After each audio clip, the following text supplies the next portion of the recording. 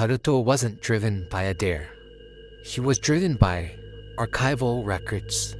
As a specialist in cold cases, he was researching the notorious 1980s disappearance, a case officially logged as a traffic accident near the sealed old Inunaki Tunnel. But the files spoke of frantic police reluctance, censored witness accounts, and a missing vehicle that was never recovered.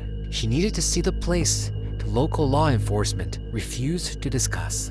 It was just past midnight, and Haruto had parked his SUV far down the new bypass road, relying on a compass and intuition. The air here didn't just get cold, it became a vacuum. It was a primal silence of a space where human noise was not welcome. A silence that seemed to press inward on the eardrums. He was kilometers from Fukuoka, but the oppressive atmosphere suggested a temporal, not geographical, shift. He found the access road, a scarred ribbon of asphalt now cracked and swallowed by aggressive bamboo. At the end, the old tunnel entrance loomed, a crude, black aperture framed by rain, strict concrete. It had been officially sealed decades ago.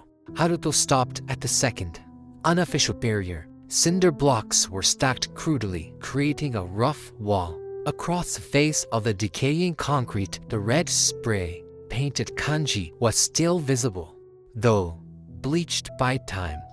Koko yorisaki Nihon koku kenpo wa tsuruyo shinai, which translates, from here on, the Japanese constitution is irrelevant. This wasn't teenager vandalism, it was a territorial warning. It spoke of a deliberate human separation from modernity and law. He found the gap.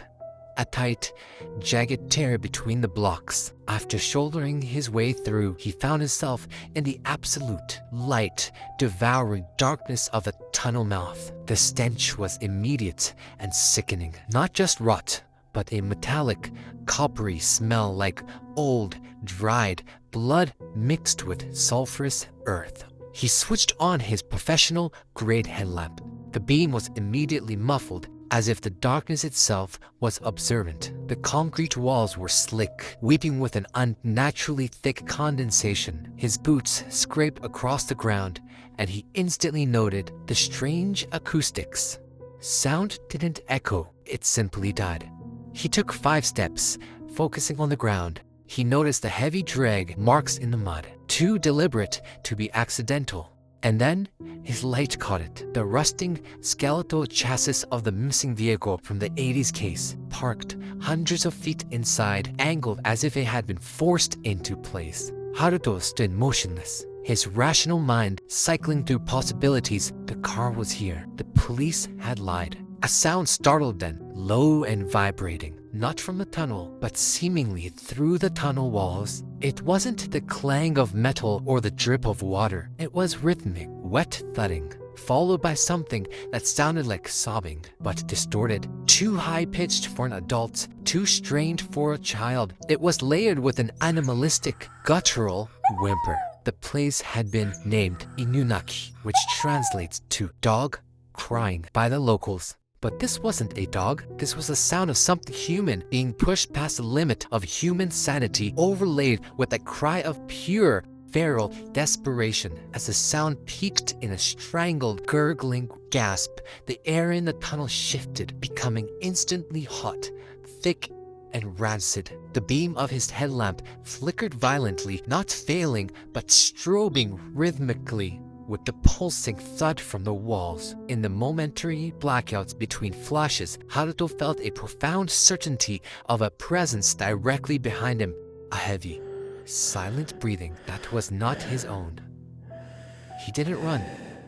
He moved with a cold, desperate efficiency, backing out of the tunnel, keeping his eyes locked on the skeletal car that had become his only reference point in the darkness. Once outside the cinder blocks, he didn't run towards his car. He collapsed onto the wet ground and clawed at his neck, tasting the metallic, sickening air that had seeped into his clothes, his hair, his lungs. He had gone to the tunnel to find facts. He had found something else. the realization that some places are not merely abandoned, but are actively holding on to a malevolence that simply waits for the light to turn out. Haruto drove home, but the silence he'd feared in the mountains was not in his apartment, punctuated by the faint, rhythmic thudding he now knew was not the wall of the tunnel, but the sound of his heart, corrupted by what he had heard.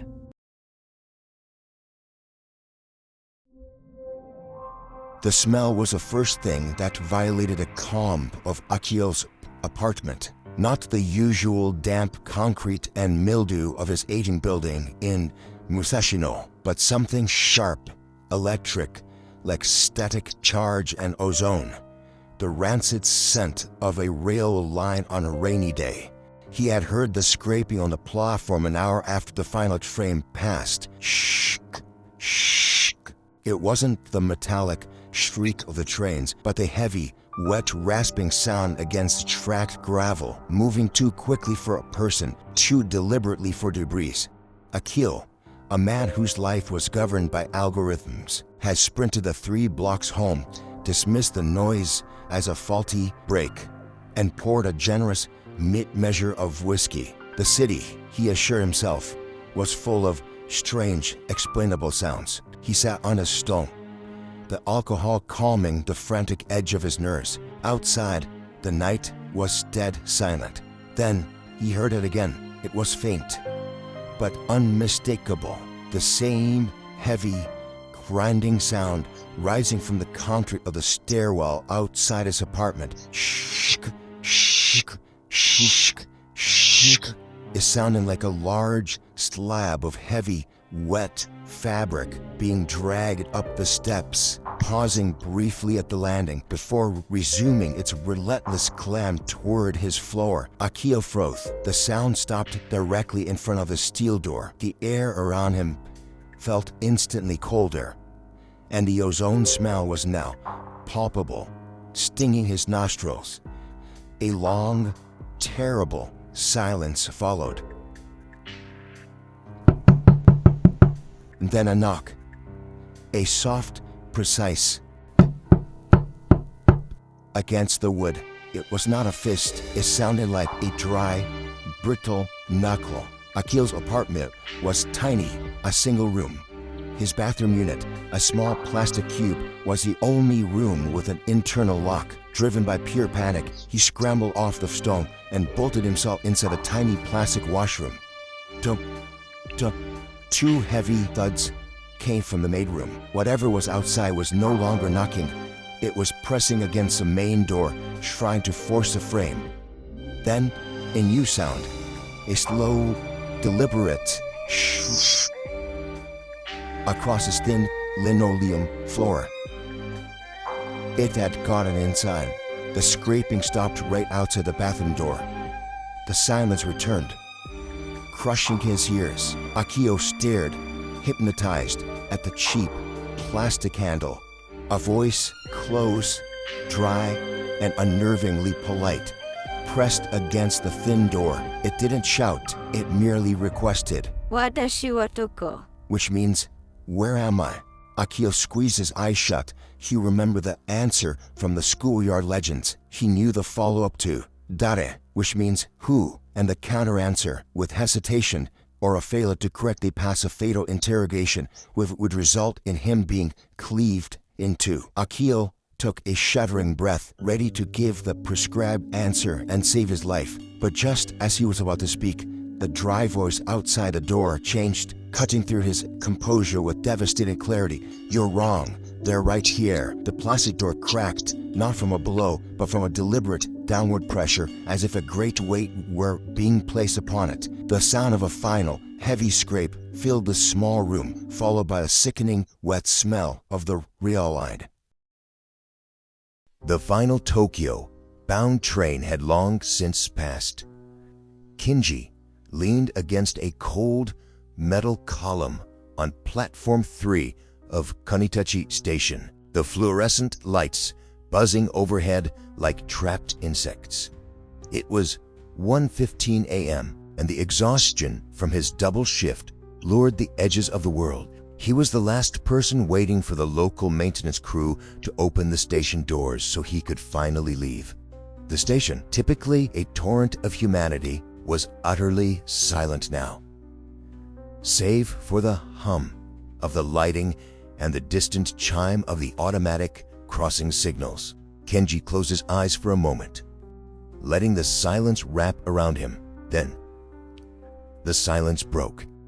It was a sound so out of place, it felt physical, a high-pitched, rhythmic scrape against a concrete, followed by a lighter, syncopated tap.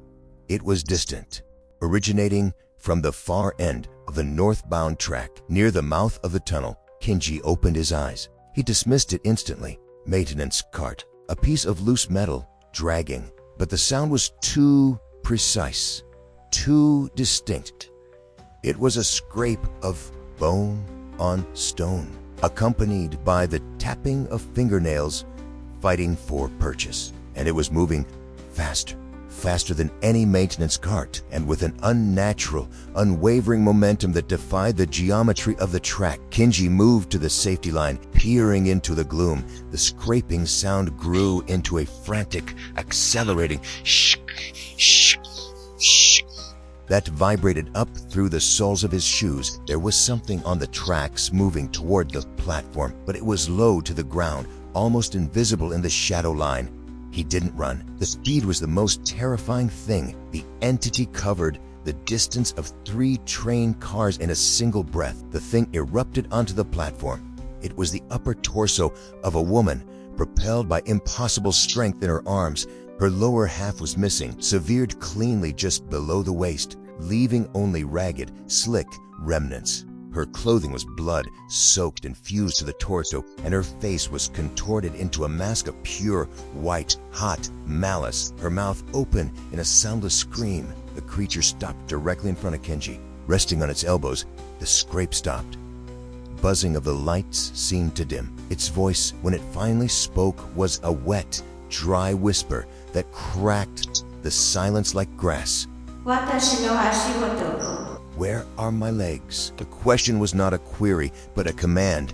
Kenji felt his throat lock, his mind cycling between terror and an overwhelming compulsion to answer. He knew the legends. Answer incorrectly, and she would sever your leg to complete herself. He looked into the cavernous black eyes and found not pain, but endless hatred. He opened his mouth, but only the sound of his own desperate, rattling breath emerged, pathetic antic to a fatal question.